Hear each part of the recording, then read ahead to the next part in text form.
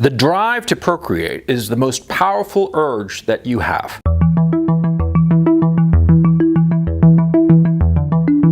The instinct to survive, you would think that that's the number one issue.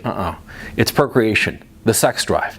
It's the one drive that we have that is virtually unstoppable. And it's something to be said about our civilization that we've been able to figure out a way to harness this power, this drive that every single one of us has. Yeah, a lot of times we don't see how we are acting in ways that are detrimental to other aspects of our lives because we become sexually obsessed by somebody. Great works of literature have been written about this. Great men, sensible men, because of lust, because of the desire for some woman or other, they just made a hash of their lives. Look at Parnell, for crying out loud. There is a reason that our civilization, for all intents and purposes, is based on the notion of controlling our sexual desire. The sexual drive can wreck your life. That's why so often you're going to find that after sex, after bedding that girl that you are absolutely crazy about, it's only after sex and after orgasm and the afterglow of lovemaking, that's when you're going to figure out whether you really care about this person or not. And a lot of times the answer is going to surprise you. A lot of times you're going to find that you were crazy about some woman. You had this terrific sex, you had a great time, and then you're walking home or driving home or whatever, and then you're thinking to yourself, and you're really calm, and you're thinking about the woman you just were with, and you realized, I don't like her. I don't want to be with her.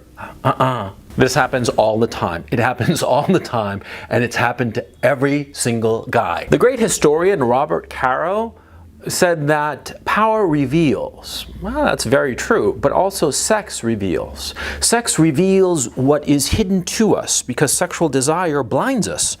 It's sexual desire that keeps us from seeing the person that we're lusting after and prevents us from realizing that this person might be terrible for us. Because the sexual impulse, the sexual drive, it just makes us blind. It's horrible in a very real way. And at the same time, it's delicious. It's fun to be in the throes of sexual obsession. It's fun and delicious and terrible and awful. We crave it, we need it, especially when we're young. When we're young, we fall prey to it all the time. And here comes the problem. See, not only does it blind us, but a lot of times, because of the sexual obsession, we will wind up making promises and commitments that we never should have. In the past, when sexuality was tightly regulated, when the people around you, your social group or what have you, would control your sexual appetites and not allow girls and boys to sleep one another at random as they do today, right? There was an awareness of how sexual desire and sexual can lead to sexual obsession, and sexual obsession can lead to a complete blindness. And so because of it, so many cultures adopted the very, very wise strategy of matchmakers, of people who would put two people together, boys and girls together, and not allow them to decide. No, not allow them to decide, because a lot of times the hormones blind you. And it was a very wise system. Because a lot of times those marriages that were brokered this way, those marriages that were arranged, they were happy. A lot happier than marriages that came out of romantic love. That came out of, not romantic love, we call it romantic love to gussy it up, to pretty it up, but it's just lust, yeah? Unhinged sexual desire. Unhinged sexual desire that led to two people marrying, fucking each other's brains out for a few weeks, and then discovering that they hated each other. It happened all the time. It still happens, as a matter of fact. It still happens all the time. Because what happens is that because there are no rules, there are no limits, we are living, as I've said before, in this deregulated sexual marketplace. Men and women get together just on the basis of sexual attraction. If they have the hots for one another, they come together. Irrespective of whether they are good for each other long term, irrespective of whether they're good for each other medium and short term being more than a couple of months, right? They get together just because they're hot for one another.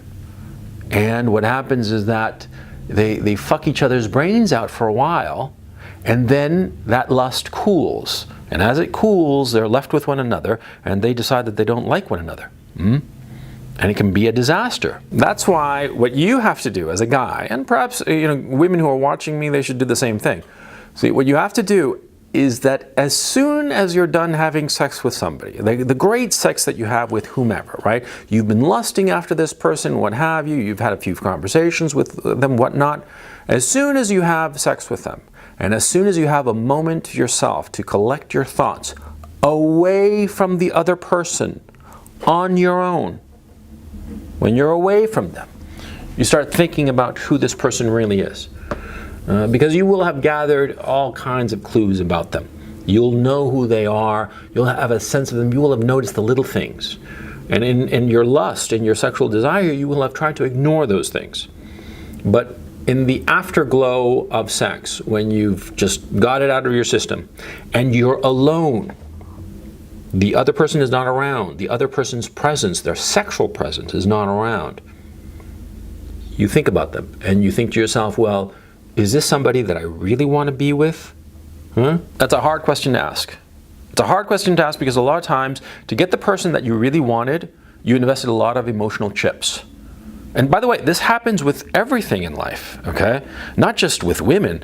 It can happen with like your job or whatnot, or the thing that you desire. For instance, you desire a certain position in a certain job, or you desire a certain achievement in your business, and you strive for months and months and perhaps years, and you finally achieve it. And when you get there, you're like, I don't really like this. Is this it?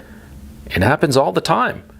But you have to make the determination, once you have achieved the thing that you want, once you're with the woman you want, or once you've achieved the career goal or business goal or what have you, you have to make this, it's incredibly difficult, okay? And do you know why I'm laughing? Because it's happened to me a number of times. I reached some goal, I bedded some girl, I achieved something that I wanted to do in my profession, and I realized that it was not only not a big deal, but I didn't really care for it.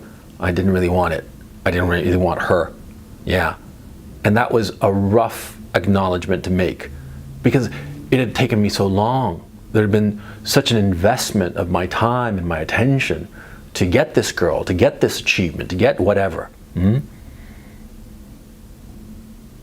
it was hard to admit it to myself that I was like, I got the wrong girl. I got the wrong position. I got the wrong thing. It's not what I really wanted. Yeah. And it's happened to me. Yeah, and it's incredibly rough going. Yeah, I'll tell you a specific case. Yeah, when I published my first novel, yeah, I got a boatload of cash for it. It took me a long time to write the damn thing, and I got lucky. I found the right agent, and the agent was able to position it with the right publisher, and I published my first novel, and it was all set, all roses. I got paid a boatload of cash. I should have been happy as a clam. But I really wasn't. And the thing is, see, I realized it when the novel was finally published. I went down to a Barnes & Noble, and I swear to God, there was an actual pyramid of my books at the Barnes & Noble. Yeah. The Barnes & Noble that I used to go to all the time, there it was. This pyramid of novels that I had written, right?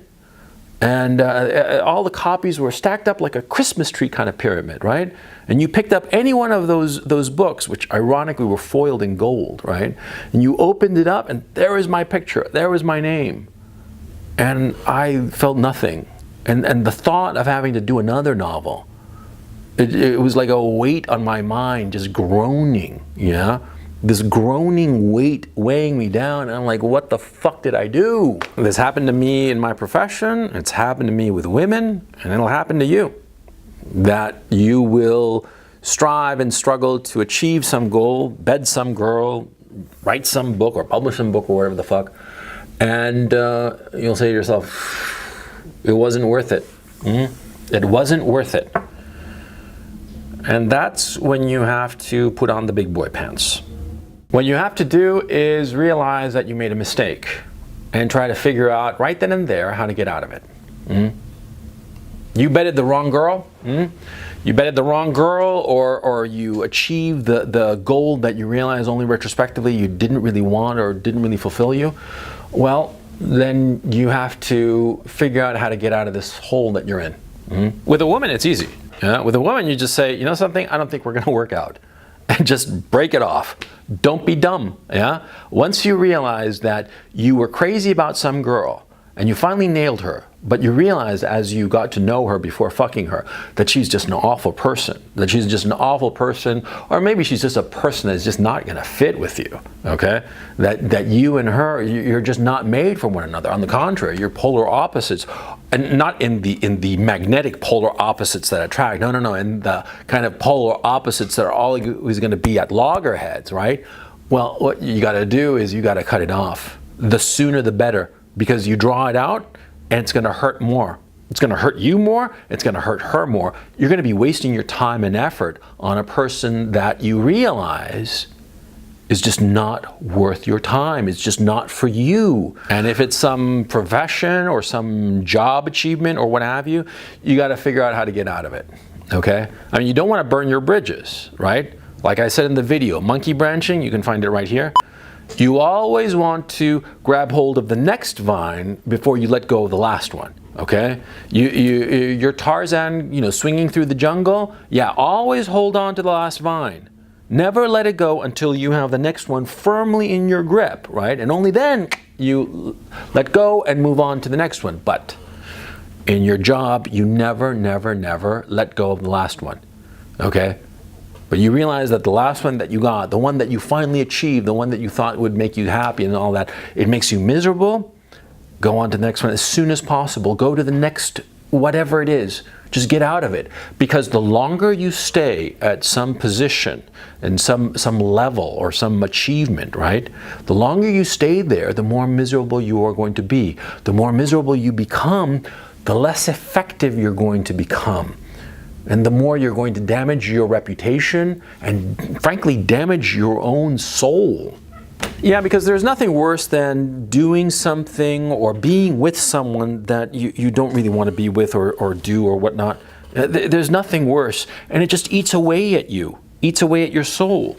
And when I talk about soul, what I'm talking about is that thing inside you that is the you underneath it all, okay? I don't believe in this God stuff or sweet sunny Jesus and your soul is going to go to Virgin Mary and shit like that. I'm talking about like on a secular level, okay?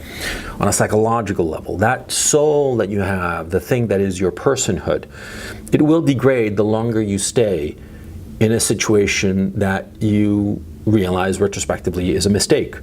Or the longer you stay with a woman that you realize is a mistake.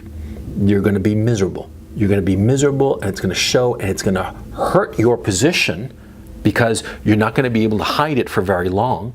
It's going to hurt your position, and it's going to make you decay. And of course, you're with some girl. You took forever to bed her. You finally bedded her, and then you realize, on the drive home, no, she's not for me, man. She's just not for me. I just don't like her for whatever reason. There are going to be valid reasons, and ultimately it doesn't really matter. If you don't like a girl, you don't like a girl, and that's that, right? Well, it's going to hurt, and also you're going to get a whole shit ton of shit thrown your way, right? They're going to call you this, that, the other. They're going to call you all kinds of names, right? They're going to call you a bastard or an asshole, right? Well, then my suggestion is just assume that mantra. Say to yourself, yeah, okay. I am an asshole. I am a bastard. Accept it. Don't shy away from it. More to the point. Don't do something that will hurt you in order to not hurt the feelings of somebody else. Okay? And that's the bottom line. If you have to be the son of a bitch, you have to be the asshole, you have to be the bastard who cuts somebody off because they are not right for you, be it a woman, be it a job, be it business, whatever. If you have to be that SOB, that asshole, that bastard, be him. Go ahead, I give you permission. You will regret it if you don't.